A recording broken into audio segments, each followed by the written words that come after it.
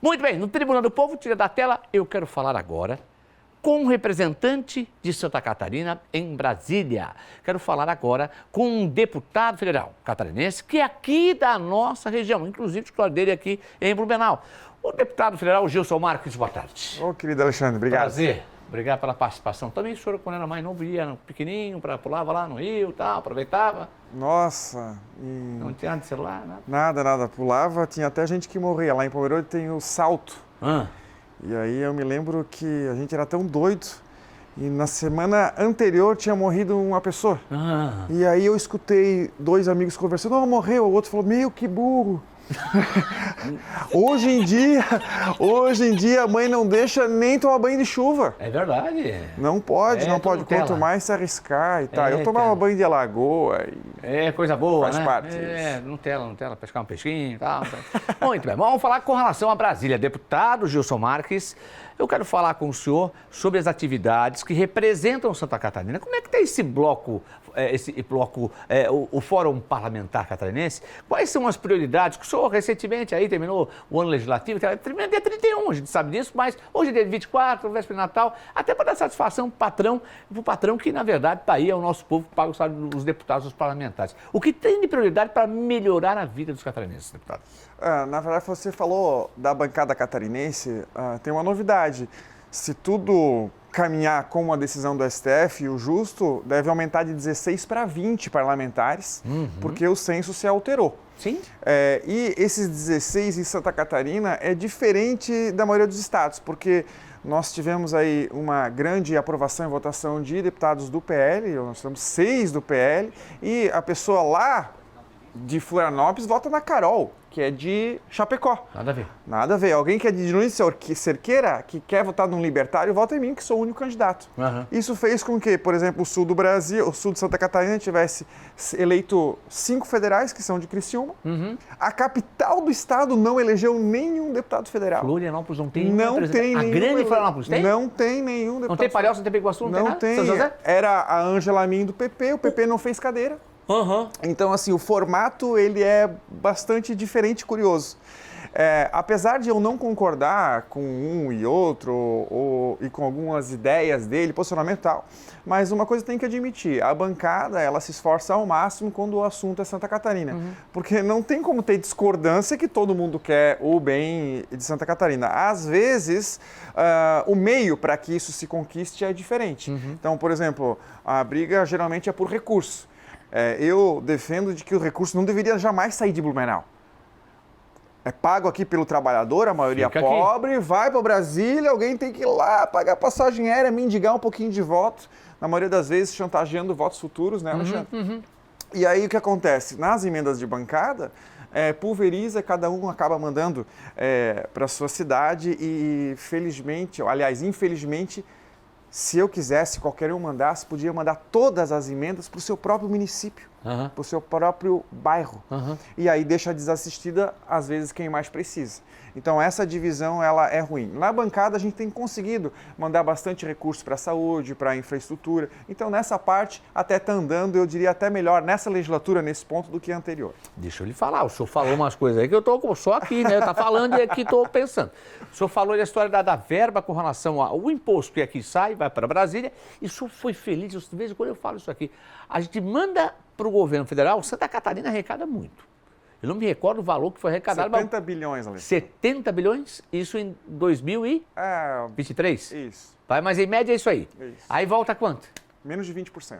Menos de 20%? Isso. Tinha uma época que foi 70 e voltou 10. É muito pouco. E o problema não é esse. A injustiça é tamanha de que outros estados, por exemplo, Maranhão, eles recebem muito mais do que arrecada.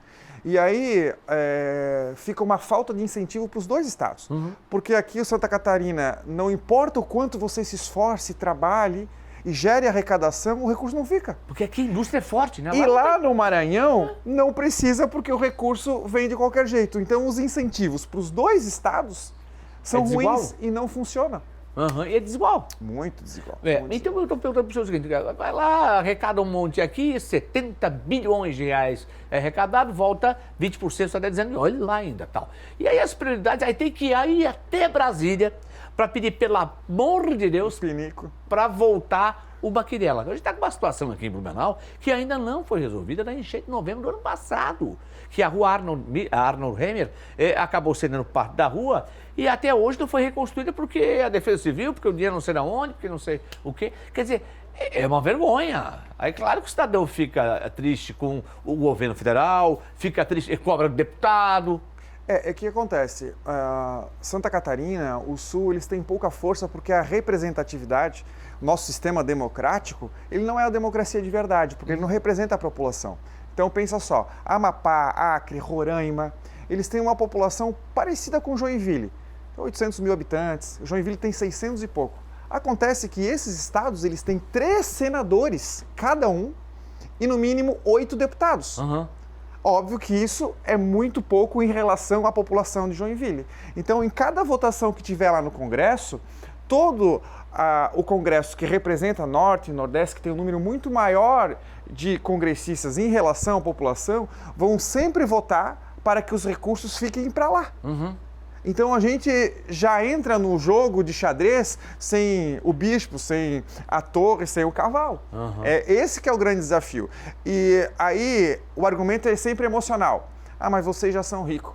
Tem gente lá em Brasília, Alexandre, que diz que a duplicação da 470 é só para chegar mais perto na praia, para chegar mais rápido na praia. Não conhece? Não conhece, não sabe que escoa, que o PIB passa por ali. Meu oeste para cá, o oeste para cá, são 2 portos esperando. Tem horário aí que a média é 40 por hora. Sim. A carroça era assim. Isso é custo de prateleira. Meu, mas o senhor foi muito feliz agora falando de BR-470. E aí, eu vou lhe cobrar, muito feliz. A rodovia BR-470 está na fase de duplicação. Para gente que acompanha há anos, décadas, está saindo, está indo. Estão liberando viaduto, agora liberou um viaduto ali na região do Navegante, finalmente tal. A coisa está acontecendo. Claro, até chegar lá no Alto Vale, até ser concluída, talvez ele não esteja mais aqui pelo complexo que é, pela lerdeza que é. Mas tem uma coisa que me preocupa muito, deputado Gilson Marques, e o senhor pode nos ajudar. É o serviço de sinalização executado nas obras, onde tem obra de duplicação da rodovia BR-470. É vergonhoso. Vamos lá, o senhor também não tem papas na língua, eu também não tenho. Aqui é o seguinte, todo mundo tem que ganhar um negocinho. Ou seja, vai fazer uma obra de duplicação na BR-470, se você estiver errado, você pode dar no meio. O que acontece? A empresa que faz sinalização é uma. Aquela que bota uma pazinha de areia, de asfalto é outra. Todo mundo ganha. Mas a cobrança do DENIT na eficiência para botar segurança para o povo, incluindo o senhor, não é a mesma na sinalização. Está uma vergonha. O que está rolando de acidente, com morte, inclusive, nesse trecho aqui de Blumenau para cima, agora que está tendo a obra com mais força e até também em Gaspar, mas a sinalização é ineficiente, é um crime que se faz ali. Você está coberto de razão. Faz uns 15 dias eu entreguei através de emendas 2 viaturas na Polícia Rodoviária Federal aqui de Blumenau. E falei com o responsável lá, espero que ele esteja me escutando, de que isso causa um prejuízo enorme, seja financeiro e até de vidas, acidentes. Viajar ali à noite é meio masoquismo. Muito. Então o que acontece? A Polícia Rodoviária Federal apresentou um planejamento, um projeto de como deveria ser a sinalização, de como seria mais apropriado se fazer isso, para a empresa que é responsável por fazer essa sinalização. E eles ficam indignados que o plano não é respeitado. Porque isso tem um custo, porque isso não está no edital, e aí acaba um empurrando para outro e de fato não é feito e não foi feito. E a desculpa, além do custo, é de que só mais um pouquinho que já vai ficar pronto. É como se você dissesse, eu não vou tomar um banho porque vai sujar de novo. Eu não vou arrumar a cama porque eu vou dormir amanhã. Levantei de manhã, não, mas à noite eu vou voltar para dormir. Mas não se brinca com a vida das pessoas, infelizmente. Está acontecendo, deputado.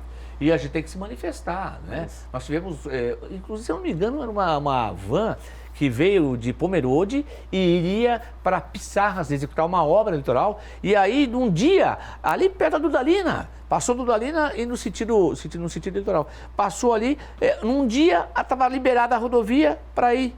No outro dia já não estava mais, já era ir e vir, ou seja, já estava na contramão.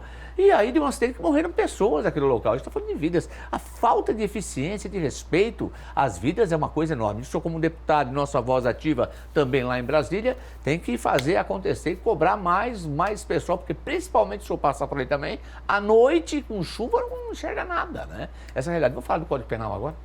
Quero falar sobre o Código Penal. Vou mostrar para o senhor alguns casos, algumas imagens que nós temos aí, vamos colocar na tela da NDTV, no nosso Tribuna do Povo, sobre casos que chocaram nos últimos tempos.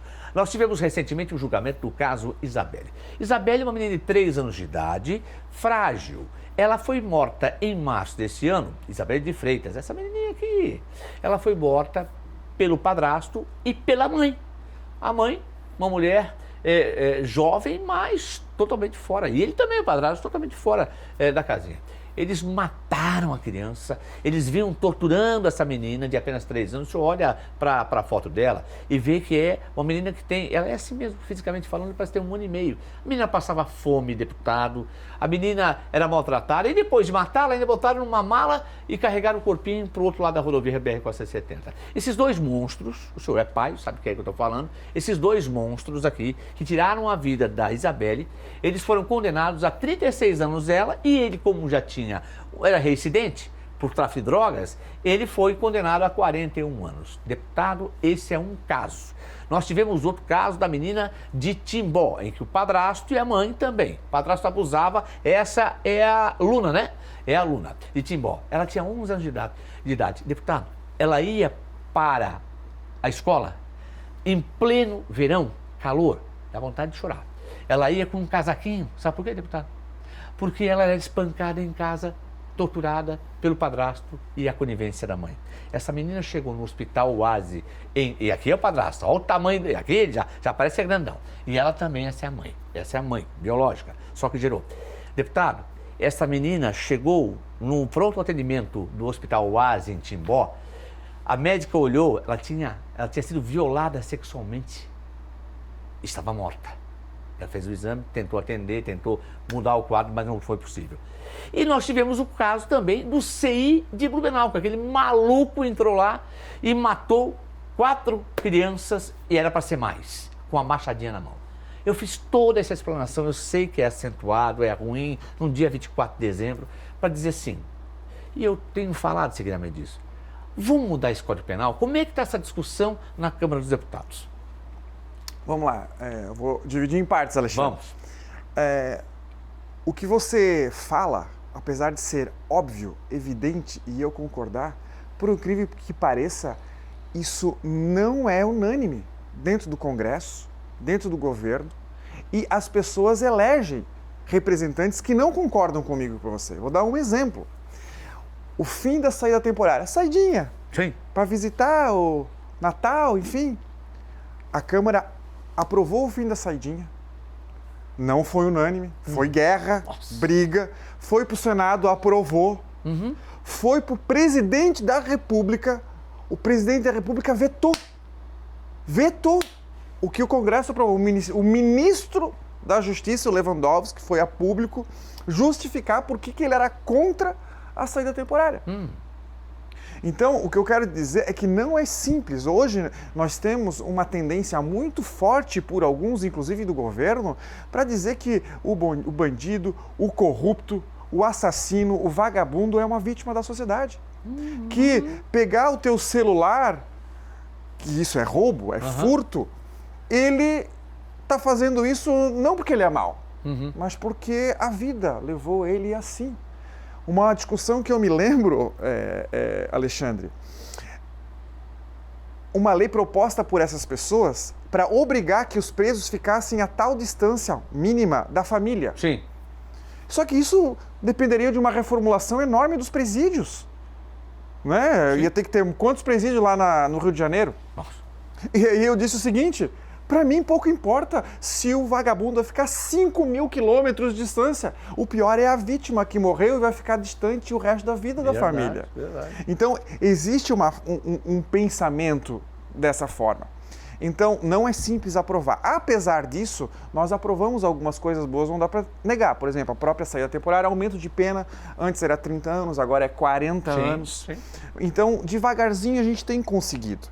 Qual é o problema? O problema é que o judiciário, ele está amarrado e ele é incompetente em grande parte. E eu não estou dizendo pessoa A ou pessoa B, é um sistema como um todo. Hoje nós temos mais de 300 mil mandados de prisão em aberto. Nossa. Ou seja, pessoas condenadas... Quase uma população de Blumenau. 300 mil pessoas. Então, o que você diz? Quando você consegue identificar o assassino, quando você consegue processar o assassino, quando você consegue condenar o assassino, que isso é um percentual baixo, ainda assim você não consegue prender todo mundo. Então, o problema não é só a legislação. Porque o Código Penal ele determina qual é a pena para determinado crime. Sim. Se aquela pena fosse imediatamente cumprida, não seria tão ruim. O problema é que a quantidade de benefício que o apenado tem é gigantesco. Eu me lembro de eu dar uma entrevista com a imprensa, não vou dizer qual é, e eu disse que existem países que você furta, ele corta a mão. Sim. O que acontece? A pessoa pensa 2 vezes antes de cometer o furto e o roubo. A esperança da impunidade, que é o que acontece no Brasil, incentiva o crime. E aí eu me lembro que saiu na capa assim, deputado federal defende cortar a mão. Mas o fato é esse.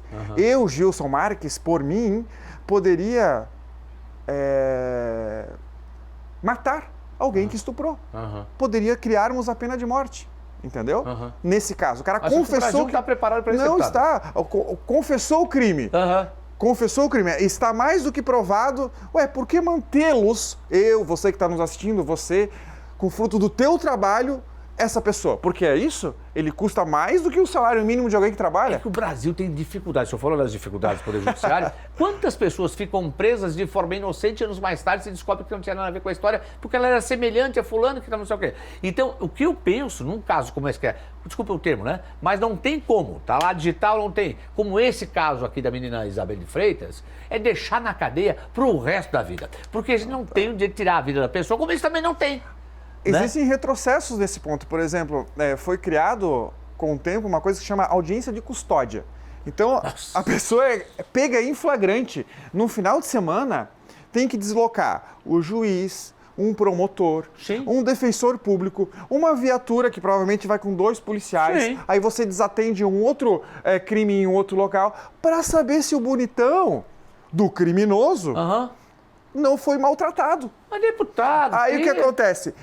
Caiu o índice de flagrante nos finais de semana. Claro. Entendeu?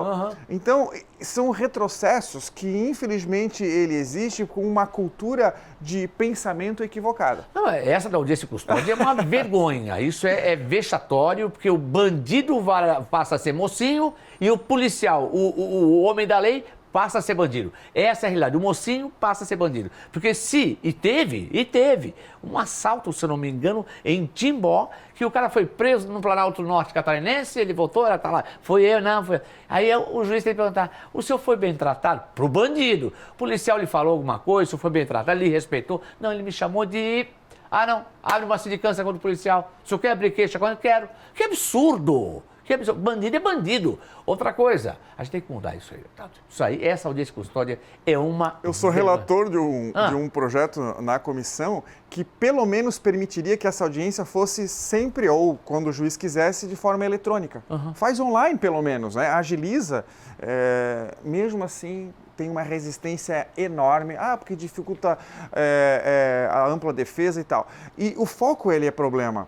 Porque hoje... tem muitos agentes policiais que estão muito mais preocupados em indiciar o meu colega Marcel Van Hatten por coisas que ele fala, diz, denuncia, crimes contra a honra e tal, do que ir prender e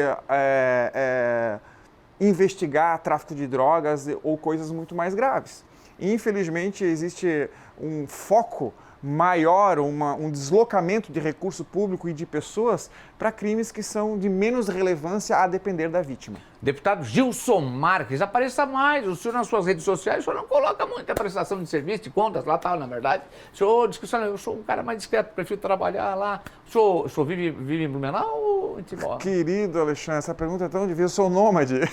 Tá lá em o meu comprovante de residência é de Pomerode, eu tenho alguns negócios por lá, mas eu preciso estar em Brasília e corro o estado. Então, para você ter ideia, eu sou o único deputado federal em 2023 com 100% de presença. Não faltou uma? Não, em 2023 eu... Você já foi barrado na Câmara, inclusive? Já fui barrado também. Sexta-feira, 8 horas da manhã? Sexta-feira. O que o senhor está fazendo aqui? Eu fui de roupa normal. Inclusive me chamaram de insolente esses dias, mas porque não botei gravata, né? Ah, perfeito. Tem que Vai mudar muito, né? Tem que referenciar o Estado. Eu tenho desprezo pelos políticos e pelo Estado. Na maioria das vezes, as leis, as regras, os tributos, que metade do teu esforço vai para eles. Sim. Se não tivesse a maioria desses órgãos públicos, o custo da manutenção não justifica a existência, Alexandre. Entendeu? Então, o meu trabalho lá, ele é justamente ao contrário. Para que breque, para que pare, dizer para eles não fazerem. Porque nós conseguiríamos resolver os nossos problemas de IBR, de saúde, muito melhor. Você sabe quanto que um trabalhador médio, ao longo da vida, no Brasil, paga de imposto? Não. Mais de R$1 milhão. O que é um trabalhador médio? Você pega toda a classe trabalhadora, vê quanto que ela arrecada ao longo da vida e divide pelo número... Aliás, pega o número de impostos que elas arrecadaram no longo da vida e divide pelo número de pessoas. Vai dar mais de R$1 milhão. Uma loucura, né? E não volta. Acho que você faria melhor com R$1 milhão no seu bolso do que o Estado fazendo por você. O próprio município faria melhor com valores que aqui são arrecadados, que vão para lá em grande escala, que retorna numa coisa, algo mínimo. Então, mas a gente tem conseguido um pouquinho bem aplicado, é bom. Semana passada nós inauguramos uma ala nova de transplantes aqui no Santa Isabel. Foi recente, exatamente. Isso. Tivemos essa situação aí, que inclusive que é um ambulatório de transplantes. Isso. Que foi feito no Santa Isabel. E é fantástico, até emocionante, né, Alexandre, de saber que já foram salvas lá 4.600 vidas até agora. Imagina com toda aquela estrutura nova. Mas eu fico feliz porque esse recurso bem redirecionado, por mais que seja pouco, caso fosse um outro parlamentar, ele teria provavelmente enviado para outros lugares, nada contra skate ou cavalo, para pista de esqui, pista de hipismo, pista de skate, nada contra, mas existe uma prioridade. Sim. Entendeu? Não dá para andar de cavalo se você não tem saúde, né? Infelizmente. Deputado Gilson Marques, obrigado pela participação aqui nesse dia 24 de dezembro. Feliz Natal para o senhor, para a sua família, né? E continue lutando pelo nosso povo. Nós vamos pegar no pé lá, o bicho pega aqui. E acompanha minhas redes sociais, é uma das mais movimentadas aí do estado. Vai prestando contas, é importante. Curte e compartilha lá. Um abraço, obrigado. Tchau.